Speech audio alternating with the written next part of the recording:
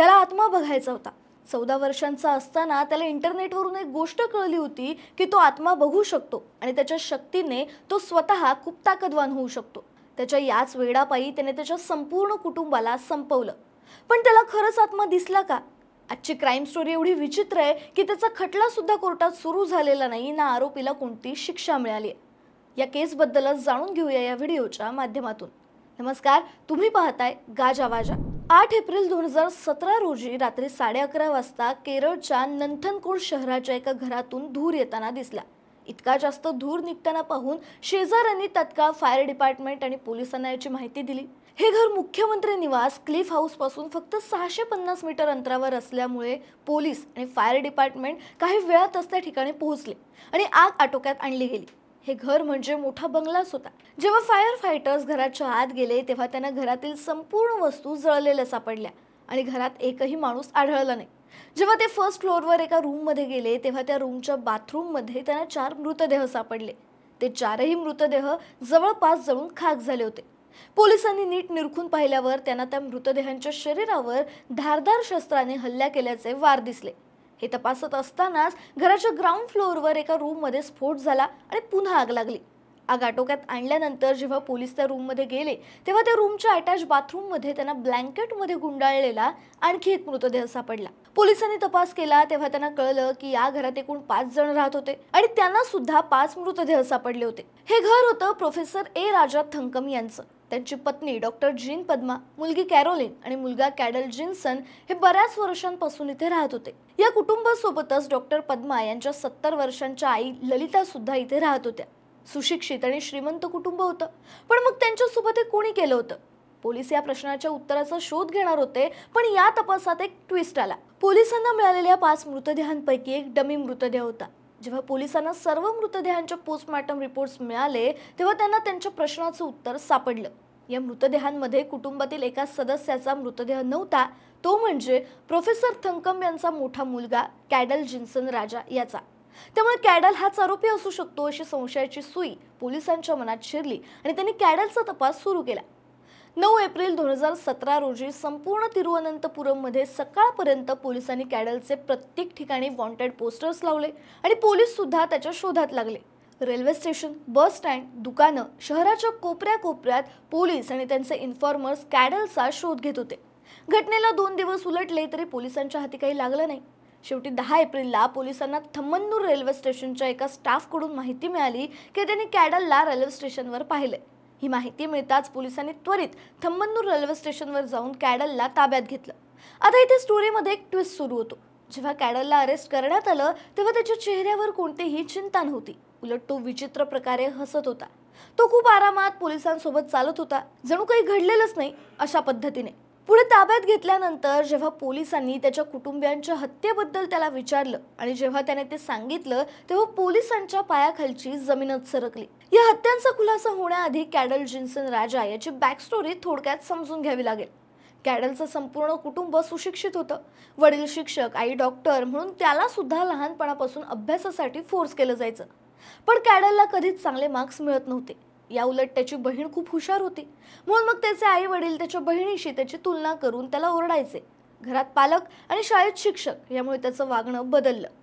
लहानपणापासूनच सर्वांशी बोलणं त्याने बंद करून टाकलं होतं। त्याचे मित्रही नव्हते आणि तो पूर्ण वेळ खोलीत कॉम्प्युटर समोर व्हिडिओ गेम खेळण्यात घालवायचा। कॅडल आपल्या कुटुंबापासून इतका दूर गेला होता की तो कोणालाही त्याच्या खोलीत येऊ देत नव्हता आणि जर कोणी चुकून त्याच्या खोलीत आलं तर तो त्यांच्यावर चिडून ओरडायला लागायचा। त्याचं हे वागणं फक्त कुटुंबियांपर्यंतच मर्यादित नव्हतं, तर घरात काम करणाऱ्या मोलकरणीवर सुद्धा तो असाच ओरडायचा। त्याच्या घरच्यांनी त्याच्याकडून सर्व अपेक्षा सोडून दिल्या होत्या। पण कॅडलने एके दिवशी त्याच्या पालकांना मला गेम डेव्हलपर व्हायचंय असं सांगितलं। त्याच्या घरातले खुश झाले, कारण आयुष्यात पहिल्यांदाच काहीतरी करण्याची इच्छा त्याने व्यक्त केली होती। त्याला ऑस्ट्रेलियाला शिक्षण घेण्यासाठी जायचं होतं। याआधी सुद्धा त्याच्या घरच्यांनी त्याला परदेशात शिकण्यासाठी पाठवलं होतं, पण तो ते सोडून परत घरी आला होता। आता मात्र त्याने स्वतःहून परदेशात शिकण्यासाठी जाण्याचं सांगितलं तेव्हा घरच्यांनी त्याला लगेच परमिशन दिली। त्याची बहीण सुद्धा चायनाला शिकत होती। काही वर्ष ऑस्ट्रेलियामध्ये राहिल्यानंतर कॅडलला तिथे एक नोकरी सुद्धा मिळाली। त्याने ही आनंदाची बातमी आपल्या पालकांना दिली, ज्यामुळे ते दोघेही खूप खुश होते। मुळात कॅडलला मिळालेली नोकरी अशी होती की तो ते काम घरून सुद्धा करू शकत होता, त्यामुळे तो कायमचा भारतात परत आला। घरात परत आल्यानंतर काही महिन्यांनी कॅडलची छोटी बहीण कॅरोलिन सुद्धा चायनाहून घरी परतली होती. घरात सर्वच लोक खूप आनंदी होते, कारण आता त्यांचं कुटुंब खूप महिन्यांनी एकत्र आलं होतं. पण घरातील कुटुंबियांना याची कल्पना सुद्धा नव्हती की त्यांच्यासोबत पुढे काय होणार आहे. पुढे 5 एप्रिल 2017 रोजी सकाळी सकाळी कॅडलने आपल्या आईला सांगितलं की त्याने एक गेम डेव्हलप केलाय आणि तो सर्वात पहिल्यांदा तिला दाखवायचा आहे. त्याची आई खूप आनंदाने त्याच्यासोबत वरच्या खोलीत गेली. ते त्याच्या कॉम्प्युटर समोर बसली. खोलीत कॅडलने मोठ्या आवाजात गाणं लावलं होतं. त्याच्या आईचं पूर्ण लक्ष कॉम्प्युटरकडे होतं आणि काही काळाच्या आतच कॅडलने त्याच्या आईवर कुऱ्हाडीने वार केले.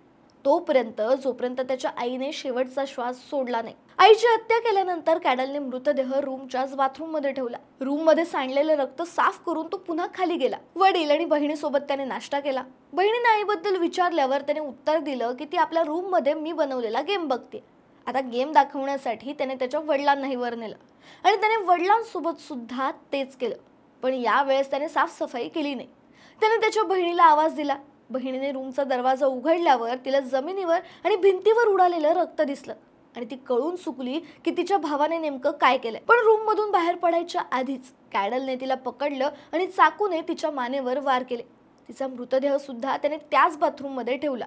सर्व कुटुंबियांचा खून केल्यानंतर कॅडलने त्याच रात्री जवळच्या रेस्टॉरंटमधून जेवण ऑर्डर केलं. पण तो इतका शातीर होता की त्याने तिथून 5 प्लेट जेवण ऑर्डर केलं होतं, ज्यामुळे कोणालाही त्याच्यावर शंका येऊ नये. नंतर त्याने त्याच्यासोबत राहत असणाऱ्या आजीसोबत जेवण केलं. ती आजी बेडवरून उठू शकत नव्हती, त्यामुळे तिला वरच्या मजल्यावर काय घडलं याची कल्पना सुद्धा नव्हती. जेव्हा दुसऱ्या दिवशी मोलकरीण आणि कुक घरी आले तेव्हा त्याने त्यांना सांगितलं की आई वडील आणि बहीण काही नातेवाईकांना भेटायला कन्याकुमारीला गेलेत आणि काही दिवसांनी आजी सुद्धा जाणार आहे. आणि त्याच रात्री त्याने आजीला सुद्धा संपवलं आणि तो मृतदेह ब्लँकेटमध्ये गुंडाळून आजीच्या रूमच्या बाथरूममध्ये ठेवला. यानंतर तो 3 दिवस त्या मृतदेहांसोबत घरात राहत होता. घरात काम करणाऱ्या कुकला आणि मोलकरणीला सुद्धा शंका आली नाही, कारण त्यांना वरच्या मजल्यावर जायला मनाई होती आणि त्याने आजीची रूम लॉक केली होती. त्या मृतदेहांचा आता घाण वास येऊ लागला होता.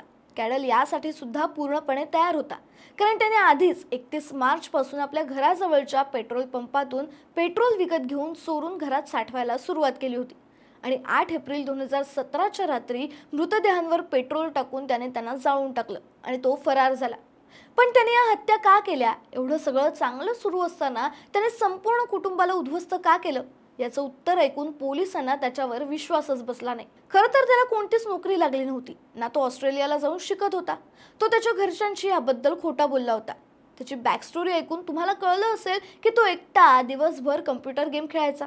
14 वर्षांचा असताना तो गेम खेळता खेळता इंटरनेटच्या अशा कोपऱ्यात घुसला जिथे त्याने एक्स्ट्रल प्रोजेक्शन बद्दल वाचलं. ही एक अशी प्रक्रिया होती ज्यामुळे कोणताही व्यक्ती शरीरापासून आत्म्याला बाहेर निघताना पाहू शकतो. कॅडलने पोलिसांना सांगितलं की तो 14 वर्षांचा असल्यापासूनच एक्स्ट्रल प्रोजेक्शनची प्रॅक्टिस करत होता. तो पूर्ण दिवस आपल्या खोलीत बसून या विषयावरच वाचायचा आणि अभ्यास करायचा. कॅडल 15 वर्ष आपल्या कुटुंबासोबत एकाच छताखाली राहून सुद्धा एक्स्ट्रल प्रोजेक्शनची प्रॅक्टिस करतोय हे कोणालाही माहीत नव्हतं. त्याने कुटुंबियांच्या हत्येची प्लॅनिंग 2016 मध्येच सुरू केली होती. एवढंच नाही तर पोलिसांना जो डमी मृतदेह सापडला होता तो त्याने त्या हत्यांची प्रॅक्टिस करण्यासाठीच तयार केला होता. पोलिसांनी त्याच्या या सर्व गोष्टी ऐकल्या, पण त्याने कोणत्याही गोष्टीवर विश्वास ठेवायला स्पष्टपणे नकार दिला. तो एक मानसिक रुग्ण आहे आणि त्याला उपचारांची आवश्यकता आहे असं पोलिसांना वाटत होतं. कॅडल रोज नवनवीन जबाब देत होता. कधी तो सांगायचा की त्याने शैतानाला खुश करण्यासाठी आपल्या कुटुंबाच्या सदस्यांचा बळी दिलाय, तर कधी तो असं सांगायचा की त्याला आपल्या पालकांचा, विशेषतः आपल्या वडिलांचा तिरस्कार होता, कारण त्यांनी त्याला कधीच मुलासारखं वागवलं नाही आणि नेहमीच त्याला मानसिक आणि शारीरिक त्रास दिला. कोर्टाने कॅडलला गव्हर्नमेंट मेंटल हेल्थ रिसर्च सेंटरमध्ये पाठवलं, जिथे तो डॉक्टरांच्या निरीक्षणाखाली होता. नंतर जेव्हा तो जेलमध्ये आला तेव्हा तिथे त्याने एका कैदीला मारण्याचा प्रयत्न केला. म्हणून मग पोलिसांनी पुन्हा कॅडलला मेंटल हॉस्पिटलमध्ये पाठवलं. ही केस समजून घेण्यासाठी जेव्हा IPS ऑफिसर श्रीलेखा कॅडलला भेटल्या तेव्हा त्यांनी कॅडलला विचारलं की त्याने जेलमध्ये कैदीला मारण्याचा प्रयत्न का केला. तेव्हा कॅडल म्हणाला की शैतानाने त्याला मारायला सांगितलं. श्रीलेखा यांना त्याच्या हावभावात आणि आवाजात अचानक बदल जाणवला आणि कॅडल बदललेल्या आवाजात बोलला, आंटी, तुमच्या मागे कोणीतरी उभं आहे जो मला तुम्हाला मारायला सांगतोय. हे ऐकून श्रीलेखाजींनी खोलीच्या बाहेर उभ्या असलेल्या पोलीस अधिकाऱ्यांना कॅडलला बाहेर घेऊन जायला सांगितलं.